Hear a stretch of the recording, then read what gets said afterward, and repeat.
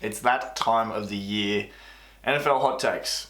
Everyone's got them. Everyone has that belief for one thing or another, one player, team, result, whatever it may be, that's completely outlandish, or maybe, just maybe, they might be onto something. But I've gathered a bunch from the internet, random hot takes for this upcoming NFL season, and we're going to analyze them together, see how foolish these people are, or maybe they are hidden geniuses, who knows. And then at the end, I will present to you my own hot take for this NFL season. So without further ado, let's get into them. Alright, we're starting off real hot. First one we've got here. Giants will finish the 2024 season with a better record than the Eagles. Okay, first of all, who genuinely in their right mind rates Daniel Jones enough to be able to put himself and his team into position to beat the Eagles? The Eagles are stacked right now. I think they're winning the division, let alone having the Giants have a better record than them. Completely insane. I told you we're starting off hot because this is peak foolishness almost. Because the Giants, across the board, not a great team. I like their coach Dable, but Daniel Jones, the most important position on the field at quarterback, it's weak. And Daniel Jones isn't going to be able to make this team hell of a lot better than a stacked Eagles team that's got, obviously, Jalen Hurts at quarterback, a stacked offense, Devonta Smith, you've got A.J. Brown. Their O-line is one of the best in football. And then you look at the draftees that they made. Quinion Mitchell in the first round, Cooper DeJean, banking up their secondary. The Eagles are not, in any realm, finishing below the Giants this year. Apparently we have a Giants theme here because this person thinks they're making the playoffs. Not as crazy as the last one, but still, I've said enough. The Giants aren't going to be good this year. Alright, staying on the theme of team hot takes, we've got the Bills here, who are going to be a bottom 15 team come the end of the year, and head coach will be gone. Now look, we'll start with the bottom 15 team. I don't think that's going to happen. I think they're definitely weaker in terms of their defense, but if you've got Josh Allen as your quarterback, this is like the opposite of Daniel Jones.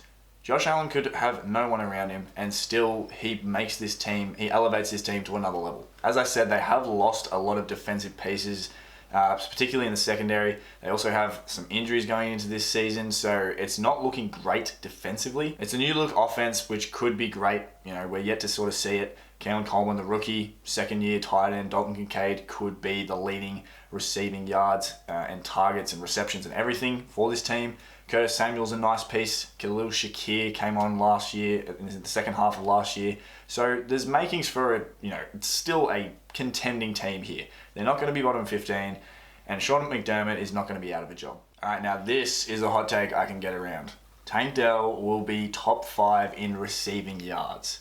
Now, obviously, admittedly, that is going to be very tough to do, just considering the team that he's on and the competition he's around with Stephon Diggs and Nico Collins. They've got plenty of mouths to feed in Houston, but you know I love Tank Dell. I called it last year before the season started. He was my Houston Texan to watch, and look what happened. Who's the one Houston Texan that you should be keeping an eye on this NFL season? While he was drafted one round earlier than one of my favorites, Amon-Ra St. Brown, Tank Dell could be that receiver that dropped way too far and is looked at in unison with top receivers in his class a year or two from now.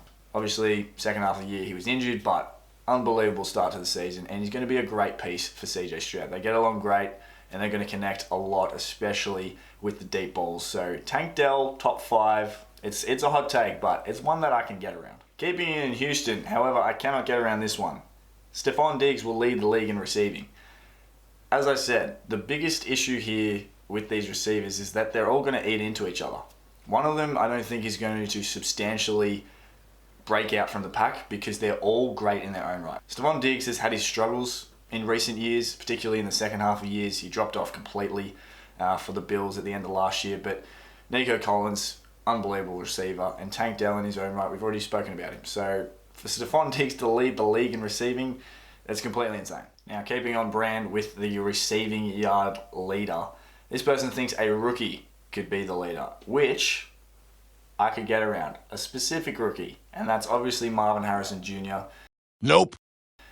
Yes, I'm a Cardinals fan, but when you look at it as objectively as possible, This is a generational player. This is a generational receiver and the number one option for Kyler Murray. In terms of the other options, at least in this photo, Rome Odunze, he'd have to have injuries on that team to DJ Moore, Keenan Allen for that to come about. Obviously, he's a top receiver, top 10 pick in the draft, but he's not going to be getting the most receiving yards in the whole league. Malik Neighbors obviously has the talent, but we've spoken about Daniel Jones and, how good he is. And then Xavier Worthy, well, let's just be honest. He's just going to get one catch every 2 games for 90 yards and get a touchdown. We already saw it in the first game against the Ravens. He's speedy as heck, but he's not going to lead the league in receiving yards. Now, we've already spoken about Rome Odunze. This person believes the Bears will have 3 1,000-yard receivers. Now, I'm going to be honest. I don't know if that has happened before. And if it has, it surely can't be that often, because to have 3 blokes go over 1,000 yards, that's a lot of yards. I mean, they all have the talent, don't get me wrong, but that's a lot of receptions to go around. And for the Bears to be that good, it's a hot take. And it's one that I'll be interested to see how close it would get, because definitely 2, but for 3 to happen, we'll see. Now, the next hot take is a bit of a long one. It's got a bit to it. The Colts are going to surprise a lot of people this year, this person believes. Anthony Richardson to be recognised as a top 10 QB, which is not, too crazy, but the Chiefs and the Colts as the AFC Championship match.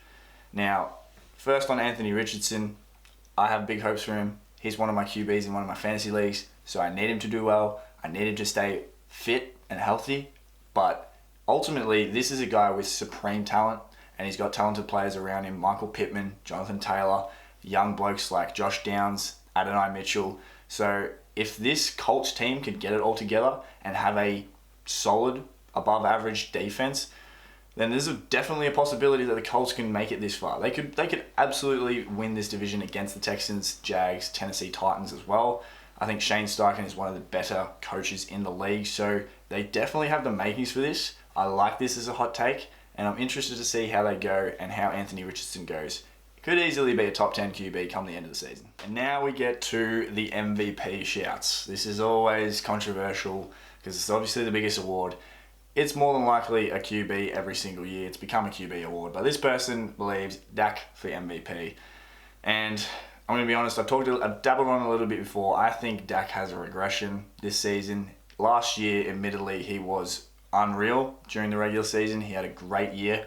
But just the bumps along the road for this preseason for the Dallas Cowboys, obviously particularly with CeeDee Lamb and the contract situation there, I just don't think it's going to be anywhere near as smooth as it was last year. They were blowing teams out for the most part, and Dak Prescott looked unreal. I think he takes a step back, and that step back is definitely not of a level of an MVP. Our next MVP shout is Tua Tagovailoa of the Miami Dolphins. Now, this one I could probably get around a little bit more than Dak, but at the same time, I just do not trust Tua, particularly when it comes to December onwards. You look at the stats, you look at the drop-off for the years that he's been in the league, so it's not just a one-season thing. It's consistent. From December onwards, he falls off. You can't trust him. I don't know if it's the weather or what happens, but basically, Tua, in most important statistics, he drops away. And obviously, he's got Tyreek Hill, he's got Jalen Waddle, he's got an explosive offense in the backfield. Devon Achane, I went blank, Raheem Mostert, of course. So he's got weapons, but I just do not trust Tua to make a case across a whole entire season and be the MVP. I also think Miami are finishing 3rd in that division, so that doesn't help my case with this hot take. And the final MVP hot take I've got for you is this person believes the MVP will not be a QB this year. As I said before, the MVP award these days is pretty much a quarterback award. So this is genuinely a hot take, which sounds weird because there's so many supremely talented players outside of the quarterback position. I mean, the big one as recent as last season was Christian McCaffrey. A lot of people thought he should have won the award, and rightfully so. He was unbelievable for the 49ers. So for a non-QB to win the MVP award, it's definitely a hot take. And honestly, I'd love for this to arise. If it's a wide receiver, running back, who knows, even a defensive player. But I just don't see it happening. The quarterbacks have basically won this award from week one. And the final hot take I have for you is, of course, my hot take for the season. Let me know what you think about all the other ones, of course, in the comments. But in terms of my hot take for this year, for the 2024 season, Ja'Marr Chase, I believe he will get traded this season at some point. Obviously, large part because of this whole ordeal with his contract. We still don't even know whether he's playing, because at the time of recording, the Bengals haven't played their first game just yet, and he has been practicing, but there's been no mention of a new contract. So I think the Bengals get fed up with the way he's behaved and whatnot, and deal into another team.